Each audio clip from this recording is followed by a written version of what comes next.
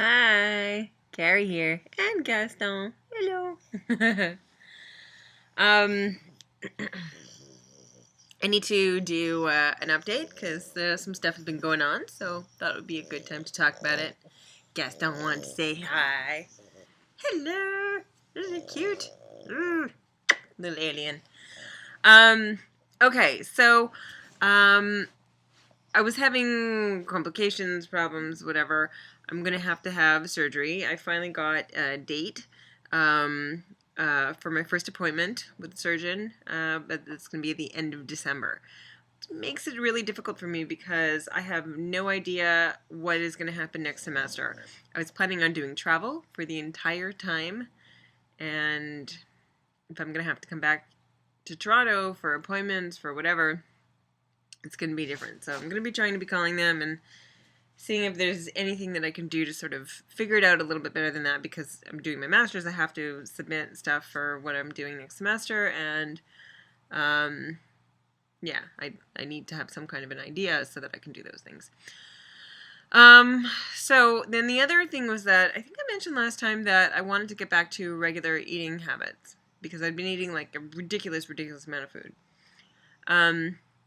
The first week I found it really, really difficult. In fact, I was writing my MGB friends on Facebook to ask them to share their like a food diary with me, so I had an idea of what everybody was eating because I really had forgotten how to eat normally after an MGB.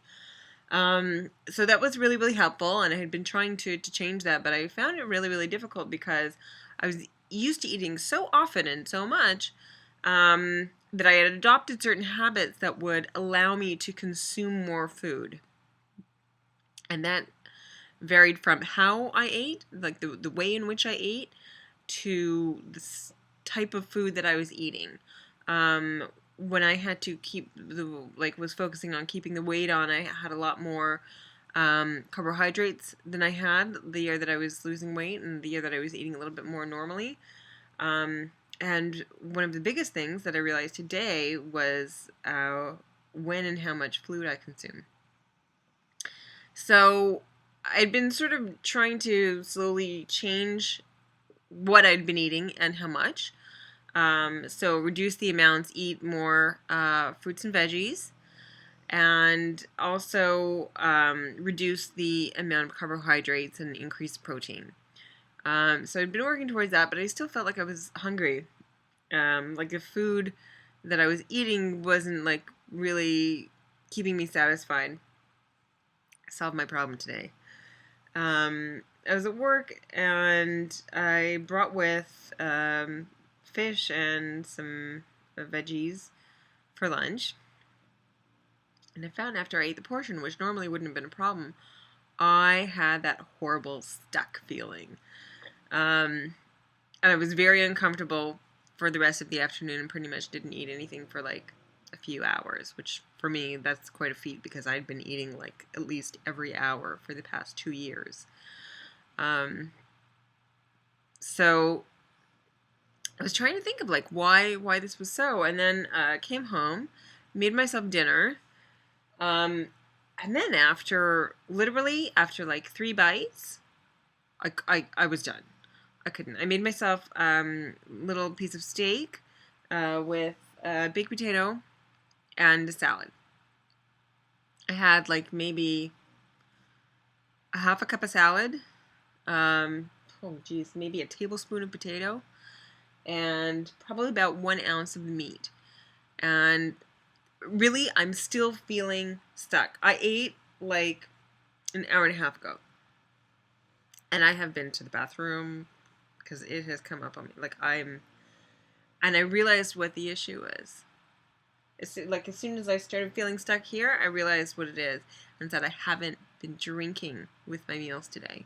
I've been eating dense protein, and I haven't been drinking with my meals. That is the key to my weight loss tool. In order to have the food stay in my stomach and keep me feeling full and not wanting to eat anymore, I have to have some denser protein and not drink while I eat. Anytime you're drinking while you're eating, it's like you have a balloon, right? And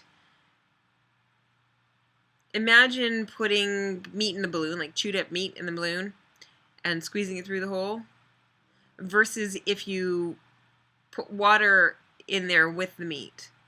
So you imagine if there's water in there with the meat, that's going to fly out with the liquid, right? And that's what was letting me able to consume all that vast amount of food that I was consuming, because I was drinking when I was eating. So that it basically made everything into a slider food. And so having to go through this process again and figure out what's going to work for me to get this tool working for me, because I was worried. I was like, oh my gosh, should I do the pouch test? Should I do the liquids? What should I do? But my surgeon doesn't recommend the pouch test, because the way that our surgery is constructed with mini gastric bypass, it's not really a tool that works for us, because we don't really need to, whether the stomach is small or large, it doesn't matter, because it's still a vertical tube, but the way that we eat is the key. So no more liquids when I drink, when I eat, and more dense protein, lean dense protein. That is the key for me. So I'm happy I sort of figured it out. As uncomfortable and gross as I feel right now, I feel like I have like a lump right here. I think a lot of us have experienced what this feels like. It's very unpleasant. But in a way, I'm happy I feel that way, because now I realize what I need to do in order to get the tool working for me again, so that I'm not constantly thinking about food. Because that was like the first week. I mean, I was going through, it almost felt like the same thing that I went through the week after, like the 2 weeks after surgery. You know, those first 2 weeks after you have surgery and you're having like crazy head hunger. After my surgery, I was dreaming about spaghetti and meatballs, like giant piles of spaghetti and meatballs. It's all I wanted. I wanted to just like spaghetti and meatballs. And I had been so focused on eating constantly the past 2 years that it was like hard to get rid of that, because that had become my head hunger, right? Anyhow, so feeling uncomfortable kind of cures that. And I'm glad I rediscovered my tool again. So thanks for watching. I'll continue to update as more stuff progresses with my current storyline with this the alteration of my surgery, so that I don't have constant gastritis. And that's it for now. Anyhow,